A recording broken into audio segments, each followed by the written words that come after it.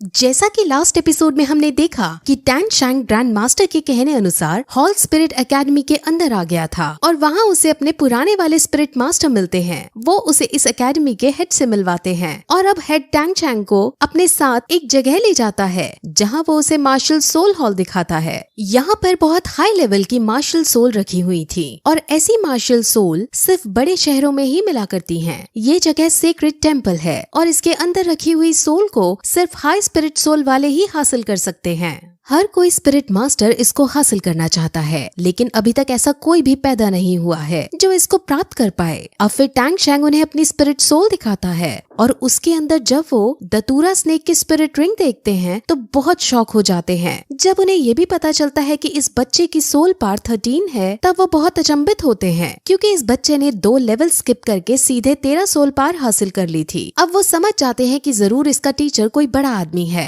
और जब वो उसे उसके टीचर के बारे में पूछते हैं तो टैंग शैंग ग्रैंड मास्टर को अपना टीचर बताता है। अब हेड उसे अपने यहाँ पढ़ाने के लिए रेडी हो जाते हैं और अब उसे इस एकेडमी में शामिल कर लिया जाता है। अब फिर टैंग शैंग बाहर जाता है और लोहारों की बस्ती में जाकर काम ढूंढने की कोशिश करता है। वो कुछ पैसे कमाना चाहता था ताकि अपनी रोजी रोटी कमा सके। वो एक एक करके लोहारों से काम मांगने लगता है, लेकिन हर कोई लोहार उसे बच्चा समझ उसका मजाक उड़ाकर भगा देता है। लेकिन एक लोहार उसे अपने यहाँ काम करने को कहता है और टैंग शैंग उसे सबसे मुश्किल काम जो कि रिफाइनिंग है वो मांग लेता है। अब ये सुनकर वो लोहार उसका मजाक उड़ाने लगता है, लेकिन टैंग शैंग उसकी बात का बुरा ना मानते हुए अपने पापा की सिखाई हुई टेक्निक को याद करता है। उसके पापा उसे रिफाइनिंग और फॉर्ज करने की अलग अलग टेक्निक सिखाया करते थे और उन सभी टेक्निक्स में टैंग शैंग ने माहिरता हासिल कर ली थी। अब टैंग शैंग उस लोहार का सामान लेता है और एक ही बार में पिग आयरन को फॉर्ज कर देता है। अब ये सब देखकर वहाँ खड़े सभी लोहार बहुत शॉक हो जाते हैं, क्योंकि उन्होंने तो ये सोचा था कि बच्चा हैमर को उठा तक नहीं पाएगा, लेकिन इसने तो रैंडम हैमरिंग स्किल का यूज करके एक ही बार में पिग आयरन को फॉर्ज कर दिया है। अब लोहार उसे काम पर रख लेता है क्योंकि उसे इस बच्चे से बहुत मुनाफा होने वाला है। वहीं फिर हमें एक मास्क मैन को दिखाते हैं जो टैंग शैंग को छुप छुप कर देख रहा था और उसकी हर गतिविधि पर नजर रख रहा था। अब फिर ट्रेनिंग करते करते और लोहार का काम करते करते उसे 1 साल बीत जाता है और फिर 1 साल बाद वो जीवू के साथ मिलकर अपने घर अपने डैड से मिलने जाता है, लेकिन वहाँ उसे अपने डैड नहीं मिलते। वहाँ उसके ग्रैंडपा जैक मौजूद थे जो उसके डैड का एक लेटर देते हैं। लेटर में लिखा था कि वो अब टैंग शैंग से दूर जा रहे हैं, क्योंकि अगर वो टैंग शैंग के पास रहेंगे तो टैंग शैंग को ट्रेनिंग करने में दिक्कतें होंगी और दूसरी बात उन्हें अपना भी एक पुराना काम है जो पूरा करना है, जिस वजह से वो अब तभी वापस लौटेंगे जब टैंग शैंग एक ताकतवर योद्धा बन जाएगा। अब अपने पापा को गया हुआ देख टैंग शैंग को बहुत बुरा लगता है। वहीं ग्रैंड मास्टर जो अब भी शहर के अंदर थे और वो अपने स्टूडेंट टैंग शैंग को ही याद कर रहे थे कि तभी गेट पर वहाँ टैंग शैंग के पिता टैंग हाओ आ जाते हैं। टैंग हाओ और ग्रैंड मास्टर एक दूसरे से 20 साल से नहीं मिले थे और जब ग्रैंड मास्टर अब टैंग हाओ को देखते हैं तो वो उसे देखकर बहुत शॉक होते हैं। उन्हें ये भी समझ आ जाता है कि टैंग शैंग इसका ही बेटा है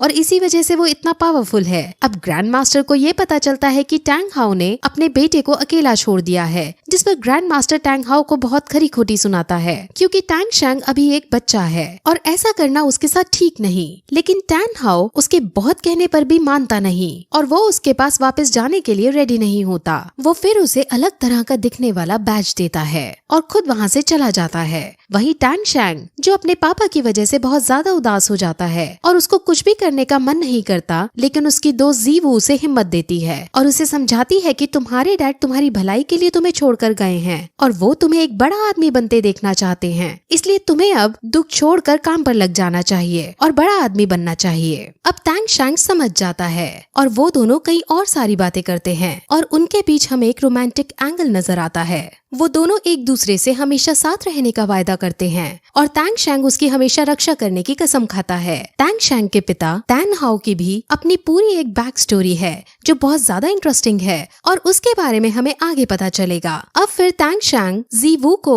एरो चलाने की ट्रिक सिखाता है और उसे फिर अपना हिडन वेपन भी दिखाता है। हिडन वेपन को देख जीवू बहुत खुश हो जाती है और उससे हिडन वेपन मांगती है, लेकिन टैंग शैंग हिडन वेपन जैसी खतरनाक चीज को उसको देने से मना कर देता है। है। वहीं अब टैंग शैंग आसमान में देखकर अपने डैड को याद करता हुआ खुद से ये प्रॉमिस करता है कि वो एक दिन जरूर बहुत ज्यादा स्ट्रॉन्ग बनेगा। अब फिर उसको ट्रेनिंग करते 5 साल बीत जाते हैं और हमें 5 साल बाद टैंग शैंग को जीवू के साथ दिखाते हैं। वो दोनों अब बड़े हो चुके थे और अब वो ग्रैंड मास्टर के कहे अनुसार अपने हाई स्कूल की पढ़ाई करने श्रेक स्कूल में जा रहे थे। वो दोनों अब भी एक साथ रहते थे और उन दोनों में अब भी कहीं ना कहीं रोमांटिक एंगल था, लेकिन सिर्फ जीवू की तरफ से। टैंग शैंग उसे सिर्फ अपना एक दोस्त मानता था। अब श्रेक यूनिवर्सिटी का एंट्रेंस 2 दिन बाद था और 2 दिन तक उन्हें इस शहर में रुकना था और अब वो दोनों इन 2 दिनों के रुकने के लिए एक होटल देखने लगते हैं। वहाँ चलते चलते जीवू को एक होटल नजर आता है। उस होटल का नाम रोज होटल है और अब वो दोनों उसके अंदर जाते हैं। वहाँ सिर्फ एक रूम खाली था और वो उसके अंदर अपनी बुकिंग करने लगते हैं, लेकिन तभी वहाँ उनकी ही उम्र का एक आदमी जो 2 लड़कियों के साथ खड़ा था वो आता है और उनकी बुकिंग छीनकर खुद उस कमरे को लेने लगता है। वो आदमी बहुत ज्यादा स्ट्रॉन्ग था और होटल का मैनेजर तक उसके सामने झुकता था।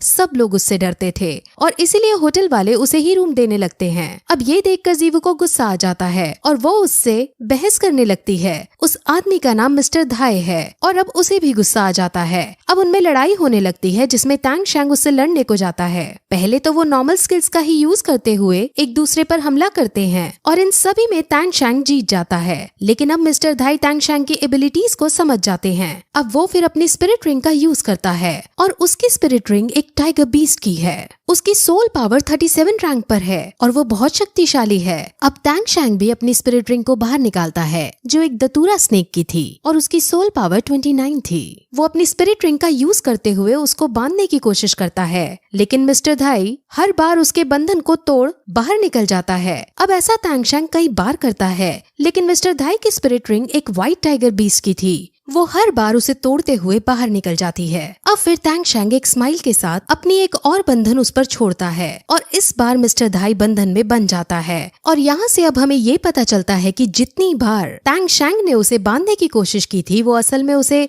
बांधना नहीं बल्कि उस पर पॉइजन छोड़ना चाह रहा था और हर बार उसके ऊपर थोड़ा थोड़ा पॉइजन गिरा था जिससे उसकी बॉडी अब पैरालाइज होने लगी और अब वो बंधन में बंध गया और वहाँ ऐसा लगने लगता है मानो टैंग शैंग जीत गया हो। लेकिन तभी मास्टर धाई अपनी तीसरी स्पिरिट रिंग का यूज करते हैं। उसकी तीसरी स्पिरिट रिंग व्हाइट टाइगर वज्र फॉर्मेशन थी और ये स्पिरिट रिंग उसके पॉइजन को तबाह कर देती है और अब टैंग शैंग भी समझ जाता है कि इसको अभी इसी वक्त नहीं हराया जा सकता।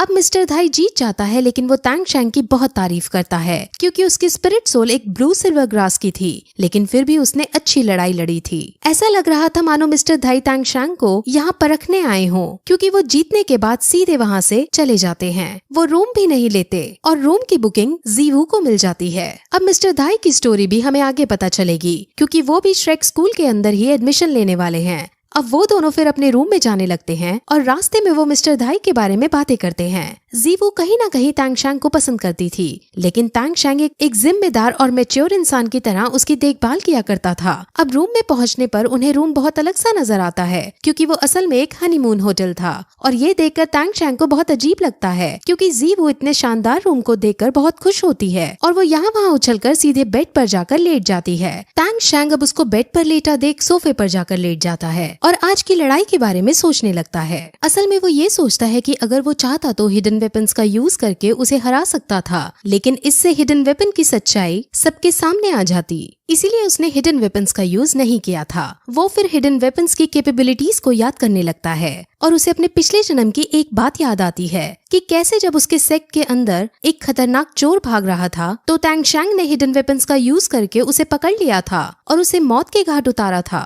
अब फिर अगले दिन वो दोनों शहर घूमने जाते हैं जहाँ एक शॉप के अंदर जाने पर टैंग शैंग को एक क्रिस्टल नजर आता है। वो उसे खरीदना चाहता है और जब वो इसका रेट पूछता है तो शॉपकीपर उसे बहुत ज्यादा दाम बढ़ाकर बताता है। टैंग शैंग मान जाता है, लेकिन जीवू उसे इतनी महंगी डील ना करने को कहती है। लेकिन तभी जब शॉपकीपर ये देखता है कि टैंग शैंग किसी भी कीमत पर ये खरीदना चाहता है तो वो इसके दाम और ज्यादा बढ़ा देता है। अब ये देख जीवू को गुस्सा आ जाता है और वो टैंग शैंग को लेकर वहाँ से बाहर निकलने लग जाती है। लेकिन तभी शॉपकीपर टैंग शैंग की कमर पर ग्रैंड मास्टर मास्टर की दी हुई बेल्ट देखता है और वो समझ जाता है कि ये लड़का ग्रैंड मास्टर का डिसाइपल है। वो फिर उसे ये पीस फ्री में देने लगता है, लेकिन फिर भी टैंग शैंग उसके कुछ पैसे देकर उस पीस को अपने साथ रोज होटल में ले जाता है और वहाँ हैमर की मदद से उसको क्रश करके उसके ग्रैन्यूल्स को कलेक्ट करता है। असल में ये एक हेयर क्रिस्टल था और इस दुनिया में तो इसे एक नॉर्मल पीस ही माना जाता है, लेकिन टैंग शैंग के अकॉर्डिंग हम इससे बहुत छोटे छोटे और पतले साइज की नीडल्स बना सकते हैं और ये हिडन वेपन से भी ज्यादा शक्तिशाली हथियार साबित हो सकते हैं। टैंग शैंग को क्योंकि पिछले जन्म की नॉलेज थी, इस वजह से वो यहाँ एक नए तरह का हथियार बना पाया। जीवू ये देखकर बहुत शौक होती है और अब दोनों फिर और ज्यादा देर ना करते हुए श्रेक स्कूल की तरफ निकल जाते हैं। वहाँ पहुँचने पर वो एक लंबी लाइन देखते हैं और वहाँ जो उन्हें एंट्री दे रहा था वो उन सभी को टेस्ट कर रहा था। वहाँ जो बच्चा कमजोर था उसे वो एंट्री नहीं दे रहा था और जब वो बच्चा रिफंड की डिमांड करता तो उसे सीधे सीधे भगा दिया जाता। वहाँ उन्होंने साफ ये रूल रखा था कि जो कमजोर होगा उसको यहाँ एंट्री नहीं मिलेगी और उसकी फीस भी रिफंड नहीं होगी। वहाँ पे मिस्टर धाई भी खड़ा था जो उनको संभाल रहा था, जो रिफंड की डिमांड कर रहे हैं। मिस्टर धाई रिफंड मांगने वालों को ये कह रहा था कि जो रिफंड चाहते हैं वो मुझसे फाइट कर ले और अगर मैं हार गया तो तुम्हें रिफंड मिल जाएगा। लेकिन किसी की भी हिम्मत मिस्टर धाई से लड़ने की नहीं थी और सब बिना रिफंड लिए वापस अपने अपने घर लौट रहे थे। श्रेक का नाम एक मॉन्स्टर के ऊपर है और ये स्कूल सिर्फ मॉन्स्टर्स जैसे बच्चों को ही लेता है, यानी सिर्फ उन बच्चों को जो ज्यादा खतरनाक और ताकतवर हैं। अब टैंग शैंग मिस्टर धाई को देखते हैं और मिस्टर धाई टैंग शैंग को देखता है और दोनों एक दूसरे को देखकर एक रिस्पेक्ट वाली स्माइल पास करते हैं। अब टैंग शैंग और जीवू का टेस्ट होता है और वो दोनों पावरफुल हैं, जिस वजह से उन दोनों को एंट्री दे दी जाती है। स्कूल के अंदर अपनी एक अलग ही दुनिया थी और वहाँ उनको कंपनी देने और रास्ता दिखाने के लिए मिस्टर धाई उनके साथ चलते हैं। वो रास्ते में कई तरह की बातें करते हैं जिसमें मिस्टर धाई अलग अलग सोल स्पिरिट्स के बारे में उन्हें बताते हैं। वहाँ एक लड़की भी होती है और जब मिस्टर धाई उसे देखता है तो ऐसा लगता है कि मिस्टर धाई उस लड़की को पसंद करने लगा है। अब फिर वो अंदर जाते हैं जहाँ कई सारी दुकानें मौजूद थी। वहाँ एक सॉसेज बेचने वाली वेंडर शॉप भी आती है और उस वेंडर शॉप पर फोकस करते हुए ये एपिसोड यहीं खत्म हो जाता है। अब इसके अंदर अलग अलग स्पिरिट सोल के बारे में बताया गया है जिसे हम अगले वीडियो में बताएंगे, क्योंकि अगर स्टोरी के साथ उसको एक्सप्लेन करते तो आपके लिए बहुत कंफ्यूजिंग हो जाता। सो आगे की स्टोरी हम अगली वीडियो में एक्सप्लेन करेंगे। तब तक के लिए बाय।